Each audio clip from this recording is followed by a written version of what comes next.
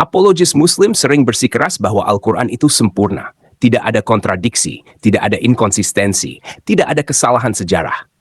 Namun kenyataannya, ada banyak kerangka sejarah di lemari Al-Quran. Sebagai permulaan, surah 12 ayat 20 mengklaim bahwa saudara-saudara Yusuf menjualnya dengan beberapa dirham. Masalahnya, dirham tidak ada pada zaman Yusuf. Koin ini yang berasal dari drachma Yunani baru muncul pada abad ke-12 sebelum Masehi, sekitar 7 abad setelah masa Yusuf. Beberapa apologis Muslim berargumen bahwa dirham hanya berarti berat, bukan koin.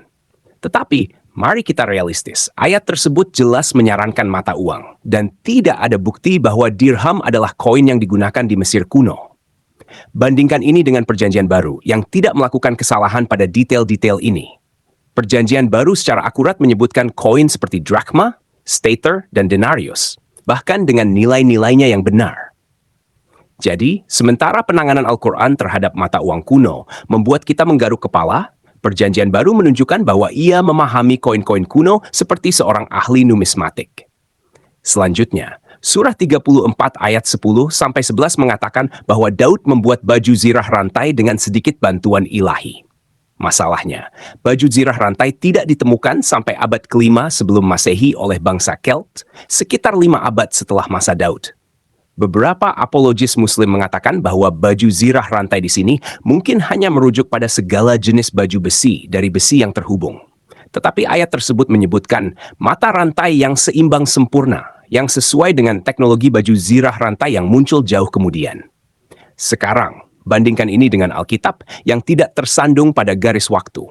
Ambil contoh prasasti Tel Dan, sebuah inskripsi abad ke-9 sebelum Masehi yang ditemukan di Israel Utara.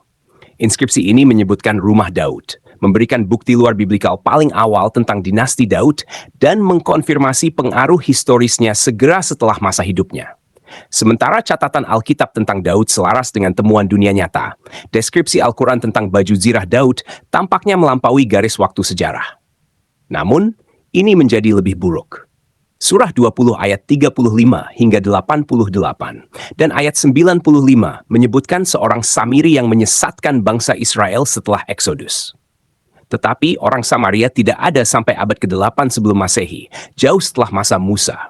Beberapa Muslim mencoba menghindari masalah ini dengan mengatakan bahwa Samiri hanyalah nama pribadi, tetapi itu tidak cocok secara historis. Istilah tersebut terkait dengan orang Samaria. Bandingkan ini dengan Alkitab yang memahami waktu dan konteksnya dengan benar. Lukas 9 ayat 51 berbicara tentang bagaimana orang Samaria menolak Yesus dalam perjalanannya dari Galilea ke Yerusalem, sebuah konflik nyata yang benar-benar sesuai dengan era tersebut. Bahkan sejarawan seperti Yosefus mencatat orang Samaria menyerang para peziarah Yahudi dari Galilea dalam perjalanan mereka melalui Samaria. Jadi, sementara Al-Quran meleset berabad-abad, Alkitab menangkap konteksnya, menunjukkan akurasi sejarah daripada kekeruan garis waktu yang canggung. Berikut kekeliruan lainnya. Surah 12 ayat 41 dan 20 ayat 71 menyebutkan penyaliban di Mesir pada masa Yusuf dan Musa. Masalahnya, penyaliban tidak ada sampai bangsa Persia memperkenalkannya pada abad ke-6 sebelum Masehi, berabad-abad setelah masa Musa dan Yusuf. Beberapa apologis Muslim berargumen bahwa ini mungkin berarti penusukan atau pemasangan pada tiang. Tetapi itu bukanlah metode eksekusi yang dikenal pada masa itu. Sebaliknya, kisah penyaliban dalam Injil bahkan menangkap detail-detail kecilnya. Dalam Yohanes 19 ayat 12, orang banyak Yahudi mengejek Pilatus, "Jika engkau membebaskan orang ini, engkau bukan sahabat Kaisar."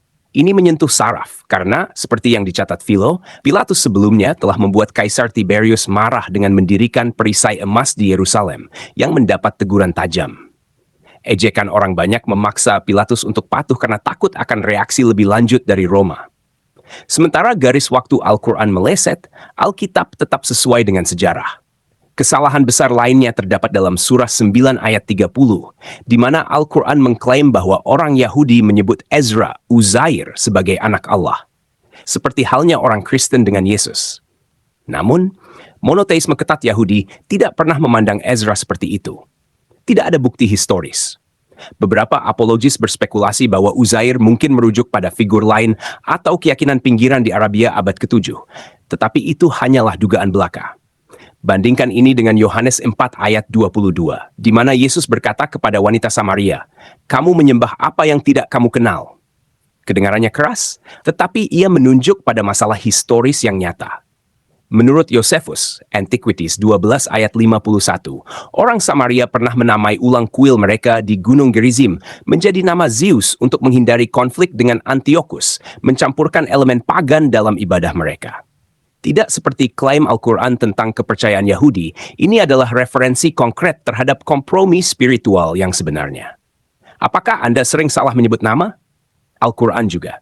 Surah 19 ayat 28 menyebut Maria, ibu Yesus, sebagai saudara perempuan Harun. Sementara surah 66 ayat 12 menyebutnya sebagai anak perempuan Imran, mengacaukan dia dengan Miriam, saudara perempuan Musa. Apologis berargumen bahwa saudara perempuan bisa berarti keturunan, tetapi secara budaya saudara perempuan menyiratkan era yang sama. Lalu ada Haman di Mesir, seorang pejabat Persia dari zaman Esther, ditempatkan di istana Firaun bersama Musa, yang jelas salah secara waktu dan geografi. Dan dalam surah 19 ayat 7, Al-Quran mengklaim bahwa tidak ada yang memiliki nama Yahya sebelum Yohanes Pembaptis. Namun, Perjanjian Lama mencatat banyak Yahya. Apologis mengatakan, pertama hanya berarti unik, tetapi sarjana awal seperti Ibnu Abbas memahaminya secara harfiah. Yahya adalah orang pertama yang memiliki nama itu. Bandingkan ini dengan Alkitab, yang memahami konteks historisnya. Sarjana Luke Vanderwey berargumen bahwa pola penamaan dalam Injil menunjukkan akar sejarah yang nyata. Menggunakan banyak data dari nama-nama Yahudi abad pertama di Palestina, ia menunjukkan bahwa nama-nama paling umum dalam Injil seperti Simon, Yohanes, Yusuf, dan Maria sesuai dengan nama-nama teratas pada masa itu. Nama-nama Yahudi di wilayah lain seperti Mesir sering sangat berbeda. Ini menunjukkan orang-orang yang terhubung dengan budaya itu, bukan pemalsu di kemudian hari yang mengarang cerita. Semua ini hanyalah puncak gunung es. Kekeliruan sejarah Al-Quran membuatnya sangat sulit disebut sempurna. Sementara itu, detail Alkitab secara konsisten bertahan di bawah pengawasan.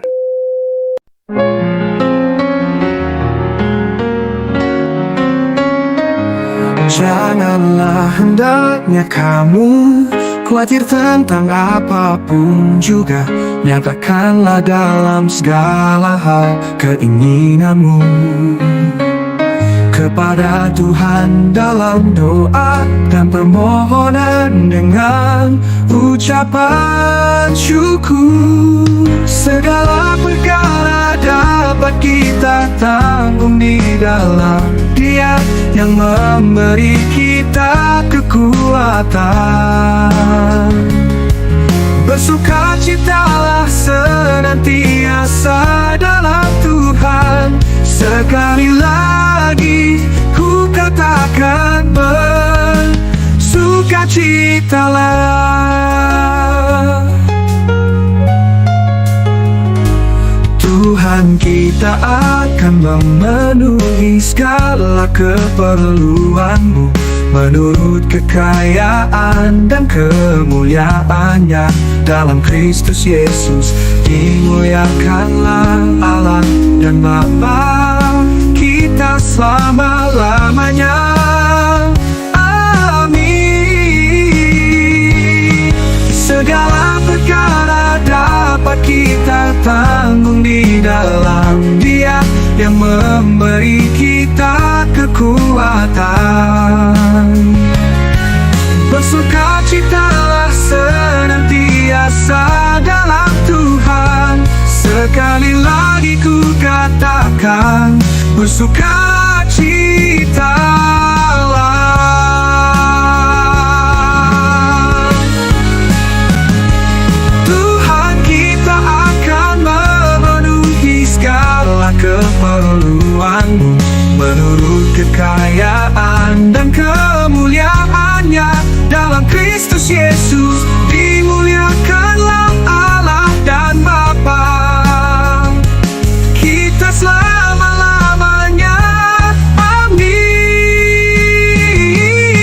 Segala perkara dapat kita tanggung di dalam Dia yang memberi kekuatan.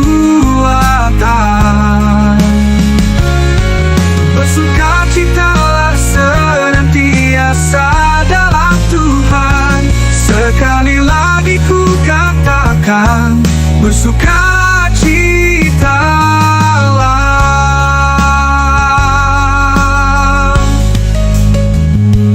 Amin.